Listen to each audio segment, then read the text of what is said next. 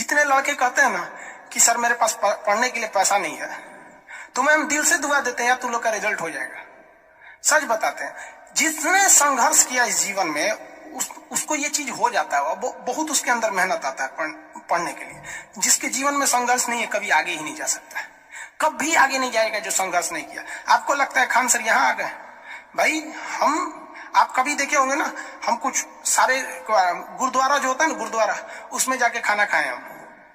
सोचो गुरुद्वारा में जाके खाना खाए, वो भी नहीं था मेरे पास। गुरुद्वारा में वो लोग ना गरीब अमीर नहीं देखता है, हिंदू मुस्लिम नहीं देखता है, और वहां जाके वो लोग खाना खिला देते हैं। अनाथ आश्रम में जाके खाए, इसलिए आज भी अपना चलाते हैं। तो ऐसा नहीं है कि किसी को कामयाबी बना के मिलती है, लेकिन जो इंसान मेहनत करेगा ना उसे कभी कोई आगे बढ़ने से नहीं रोक सकता। पढ़ाई से मुंह मत मोड़िएगा, समस्याएं आती रहेंगी जाती रहेंगी, आप पे लोग हंसेंगे। याद रखिएगा मेरी बात, जिस पर ये जग हंसा है उसने इतिहास रचा है। हमारे रिलेशन में बहुत से लोग कहते थे कि क्या ये लड़कवा को पढ़ा रही है, क्या करेगा, पढ़ के कोई राजा महाराजा हो जाता है। हाँ, एक भेजिए कहीं काम करने के लिए, सऊदी उदी भेज दीजिए। मुस्लिम लोग तो ज्यादातर सऊदी चल जाते हैं, लेकिन मम्मी मेरी नहीं, मम्मी को पथरी था फिर भी नहीं पढ़ा। कहती नहीं बहू तुम पढ़ो ही पढ़ो। आज तो मन नहीं करता उन लोगों से बात करने का, और कहते हैं कि देखो पढ़ाई का मतलब क्या होता है। तो इसलिए हम आपको भी कहते हैं, थोड़ी तकलीफ होगी बाबू, आप गरीब घर के होंगे, मेहनती घर के होंगे, थोड़ी तकलीफ होगी, शायद घर से पैसे कम आते होंगे, लॉकडाउन में और कम आते होंगे, तो आप घबराइएगा नहीं बाबू इससे।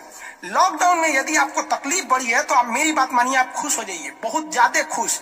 रीजन समझिए, रेस में जब घोड़ा दौड़ता है ना, तो घोड़े के पीठ पर बैठा हुआ उस घोड़े का मालिक उसे चाबुक से घोड़े को बहुत मारता है, बहुत मारता है। घोड़ा को दर्द होता है, वो सोचता है कि मेरा मालिक हमको तकलीफ क्यों दे रहा है। उस घोड़े को पता ही नहीं है यार तुम्हारा मालिक तुम्हें जिताना चाहता है।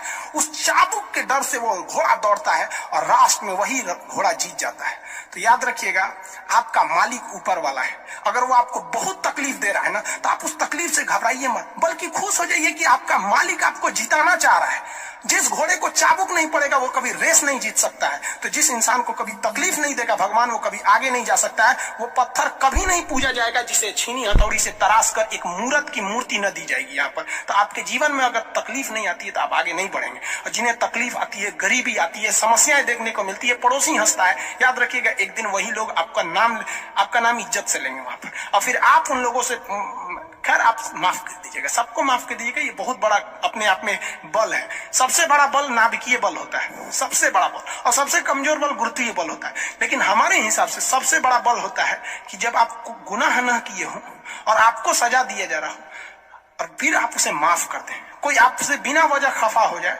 और आप उसे माफ कर दे, ये भाई साहब दुनिया का सबसे बड़ा बल है। ये सबके पास नहीं होता है। अगर ये बल आ गया ना तो फिर आप बहुत आगे जाए। इसलिए तकलीफ नहीं हो जाएगा, बहुत